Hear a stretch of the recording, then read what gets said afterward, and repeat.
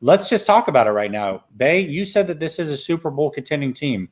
Where do we rank in the NFC West as of right now after the draft? Go ahead and make your point.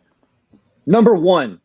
I think this is a very tough division. This is the toughest division in football. So we might be fourth, but the way I see it, we have an opportunity to win a Super Bowl. The 49ers are my squad. Why would I not put them at number one?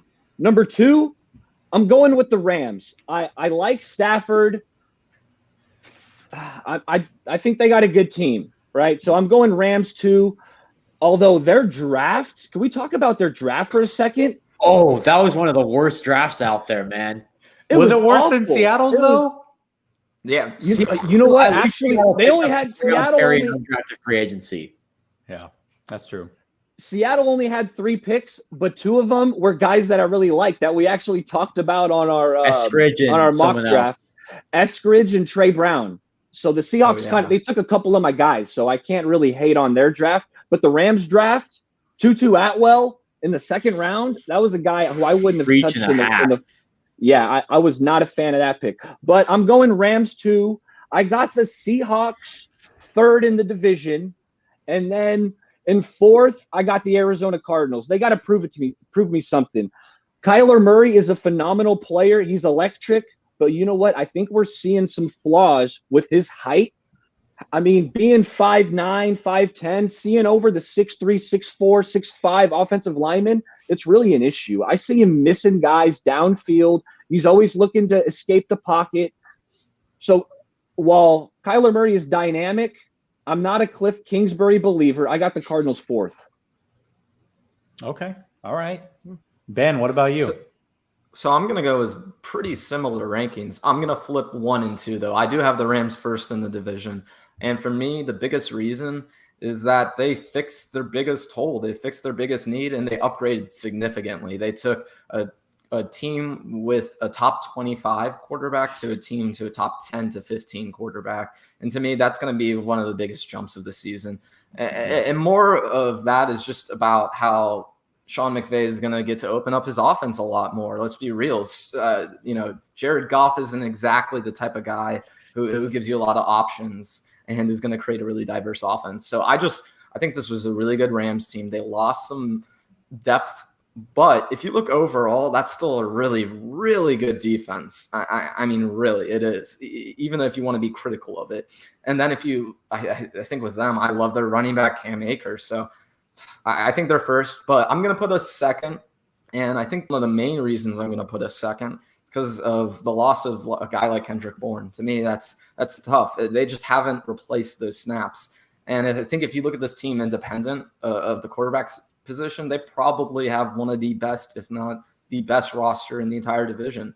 But with me, you have that question at quarterback. We're going to be making that transition. So I think it's going to be harder to have that consistency throughout the year. For that reason, I put the Rams above us. And then I go Seattle third over the Cardinals, more because of the coaching. I think, like Eric was saying, I don't think those teams are too dissimilar in terms of talent and where they're at. But I really don't think Cliff Kingsbury is an NFL coach, maybe not even a Power 5 head coach. So to me, even though Kyler Murray is special, I really think he's special. I think that kid is ridiculous. Cliff Kingsbury, it's tough. So that's how I got to go with it. And I think I just want to end on this. I think the real reason I put the 49ers behind the Rams, and I could see that not being the case. I could see us being first. But the reason I did it, like I said, was because the Rams have that veteran. They're bringing in Matt Stafford. The 49ers, we're going to be figuring out our QB situation, so it's a little tougher. Okay. Well, we've got to settle this score in the chat. Let me run up here, and I'm going to drop it to you, Sam, to answer first, and we'll kick it around, and then we'll get your rankings in the division, Sam. Amin the Dream says, I have a question for the crew. Who is a better head coach, Shanahan or McVay? Sam? That's tough. Oh, boy. I want to say Kyle Shanahan. I feel like I'm going to be biased. I think when you look at both teams, both offenses, both are offensive-minded head coaches. They've just done phenomenal jobs with their teams, respectively. I'm going to go with It's tough. I'm going to go Sean McVay here. I think Kyle Shanahan is the better offensive mind, but at the same time, I think Sean McVay has the better execution, and the execution is what matters, in my opinion. So I'm going to give the upper hand to Sean McVay.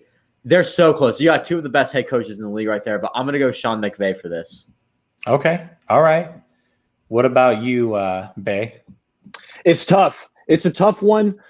I'm leaning Kyle Shanahan because I'm going with my guy. But if we're looking at wins and losses over the last, 4 years or so, I'm pretty sure McVay's got more W's in the column. They both made a Super Bowl, so there's some comparisons. But I just want to roll with my guy. I mean, we've had injuries at the quarterback position 2 out of the last 3 years. So I'm rolling with my guy Shanny. When we get our quarterback, when we get Trey up to speed, I think it's really going to shift in Shanahan's direction. Okay, fair enough. Ben, what about you? I think it's really tight, and honestly, I've kind of gone back and forth a few times just before thinking about what I was going to say. But if I am going to give an edge to someone, I'll give an edge to McVay, and it's for this reason. It's because I think while Kyle is the better offensive mind, like Sam was saying, he's the better offensive coordinator, I think Sean McVay is probably the better head coach and CEO, in terms of overlooking the team, in terms of, being a true CEO of a team, because that's what you have to be when you're a head coach of an NFL team. So, I just got to get the slight edge because of that. And if you're going to compare the 2 Super Bowls, one made it with Jimmy G, one made it with Jared Goff, and I don't think very highly of Jared Goff. Oh, if you think he's that much worse than Jimmy G, yeah, you don't think highly of him. My gosh. I don't. Jeez. I'm going to go slightly Shanahan, and for 2 reasons.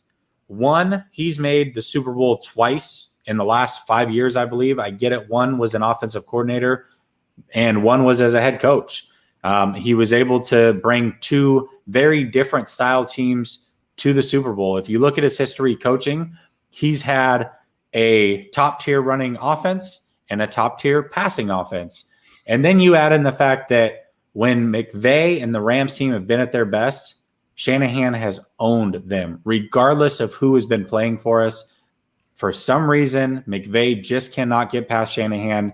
He's lucky that they don't ever run into each other in the playoffs because for whatever reason, Shanahan is kind of his daddy and proves it every single time they play.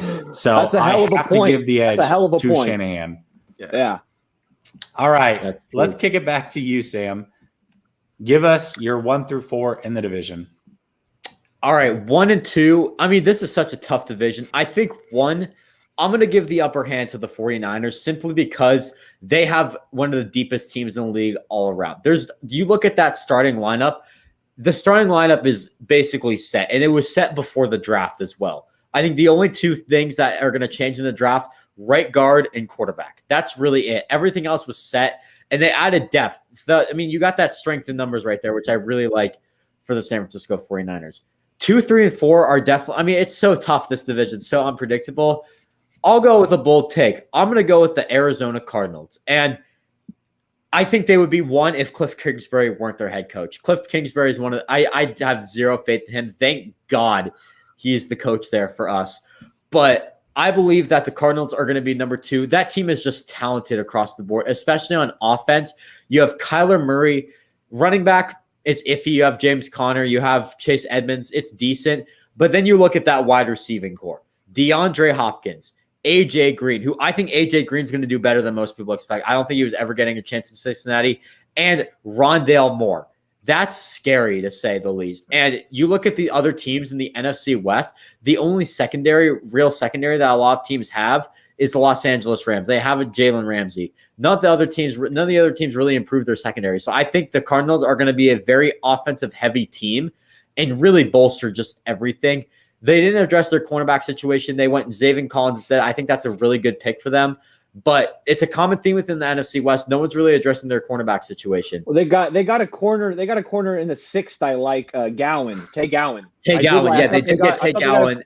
They got he is a developmental project, but he's still a great guy. Shout out to him for following me on Twitter too. That's awesome. But yeah, that's nice. He was tweeting out today like, let me know if I don't follow you back. He followed me a while ago, but still, he seems like a great person. So shout out to him. And I mean, hopefully he does well in Arizona for him, not necessarily for us, but we'll see. That could be definitely a sleeper in my opinion as well. Third, I'm going to go with the Rams. I think that offense is just going to be another one of the best offenses in football. You have Matthew Stafford, you have Cam Akers, you have Robert Woods, you have Cooper Kupp. Your offensive line, solid, could have improved a bit more. It's okay. They did lose Gerald Everett. Their tight end situation's a bit iffy, I believe. I forget if they added someone. I'm not sure, but I'm going to go with them third. They did lose some key defensive pieces that they did not really address in the draft. You look at their draft, what they did. The Los Angeles Rams, Tutu Atwell, I absolutely hate that pick. After that, they went Ernest Jones and Bobby Brown. Bobby Brown definitely fills the need. Ernest Jones fills that middle linebacker need as well. Robert Rochelle, that is a guy I was very low on as well out of Central Arkansas. The film just did not hit me at all. I did not really like what I saw from Robert Rochelle. That's the only cornerback they drafted. And then other than that, I mean, they lost a nickelback in Troy Hill. They lost a safety in John Johnson. They didn't address that at all in the draft. So I definitely think that's why they're going to be third. Their defense might be a bit worse this year. And then fourth, I'm going to go Seattle. And when I say fourth Seattle, I think this is another hot take. Every team in this division is going to have a winning record. I don't know if that's happened before, but I definitely think that can happen. I'm not saying Seattle's a bad team. They're still a great team. They are still a playoff threat. But you look at their team, they don't really have much, honestly. They have two good receivers, DK Metcalf and Tyler Lockett. They added Tamorrion Terry, my guy, Dwayne Eskridge, Bay Area Ballers guy, Eric's guy, I should say. But, I mean, the receiving core is decent. You have Russell Wilson. You have Chris Carson. They didn't address offensive line until like the 7th round. That's scary. Their defense got worse. You lost Shaq Griffin. You lost Quinn Dunbar. Who's playing cornerback now? I don't really know, if I'm being completely honest. Richard Sherman could be a possibility. I don't know. They did bolster the defensive line, but in all honesty, I mean, they didn't do much. You have Alden Smith. Oh, they Akella Witherspoon. That's a signing I actually really like for them. I think DJ Reed. They got our guys. DJ Reed. Dude, honestly, I'm still upset about that. How DJ Reed just did so poorly here and then balled out in Seattle. It all the time just didn't seem like he cared here, and then now he's balling out in Seattle. But that's besides the point. Smith, it's the all-Niner team over there. They're building the Niners. So I think the pass rush they definitely improved on. I will give them that. But other than that, I think it's going to be so close, this division. I think you could honestly see a 3-way tie for first place, if I'm being completely honest. 3 11-6 teams, 12-5 teams, because now there's 17 games. Something like that could very much happen in this division. Yeah, I'm with you. I think all 4 teams definitely can make the playoffs. It's a statistical possibility with the 7th team being added. And it's hard for me to put us first because we have the worst QB situation. For future, obviously, I love Trey Lance, but he's still a rookie, no matter how you slice it. And let's assume that Jimmy's the starter day one. Well, we all know what we think about Jimmy. So that's kind of where I'm at right there. Is it's really hard for me to put us first. But then the flip side is we're going to have an extremely easy schedule, and you add in the rest of the positions. I honestly think when you break it down, when you look at defensive line, top to bottom, we probably have the best defensive line in the division. When you look at linebackers, top to bottom, we probably have the best linebacking core in the division. You go to secondary, again, top to bottom, probably the best secondary in the division. Then you kick it over to the offense. We probably have the best offensive line. We probably have the best receiving weapons with Ayuk, Debo, and Kittle. And you add all 4 of those running backs, and again, we probably have the best running back. So at some point, when you're the best everywhere else in the division, it's hard not to be first, no matter who that quarterback is. So I'm going to put us first, just barely in the division. Number 2 for me is still Arizona. Again, I hate Cliff Kingsbury, but the rest of that team is so dang good. They have such great veteran leadership over there. I think that they can overcome it. And Kyler Murray is an absolute superstar on the rise. I love what Kyler Murray brings to the game. Number 3, I'm going to go with Seattle. Just because Russell Wilson is not going to finish last in this division. I don't care what it takes. It's not going to happen. And number 4, I'm going to go with the Rams. The reason being is this. I think Stafford gets a little too much praise for what he hasn't delivered on in the NFL. Yes, he is an upgrade. Absolutely. But for what they gave up, Stafford to me holds the ball way too long. It's the reason that I didn't like Fields. And when you look at his time to pressure versus his sacks, those numbers don't line up. He holds the ball way too long. And I think in this division, with the pass rushers that are coming at him, it's going to be an issue. And then let's talk about the defense. They have some great individual players, but they are one injury away with literally no depth from struggling mightily. They lost all the extra depth they had because they were so far over the cap. They've mismanaged it for the last 3 or 4 years, quite frankly. Then they made it worse by trading for Stafford. They are going to be in a world of hurt if, and quite frankly, when that injury comes, because it is a 17-week season. Who knows what training camps are going to look like again? It's going to be an issue for them, and I ultimately think that they finish last in the division. But again, they also can make the playoffs. So that's where I'm at with it. They lost some good players. They lost Brockers, the safety, and the safety John Johnson. John Johnson, Corey Hill. Yeah, they lost some good players. Yep. Yeah.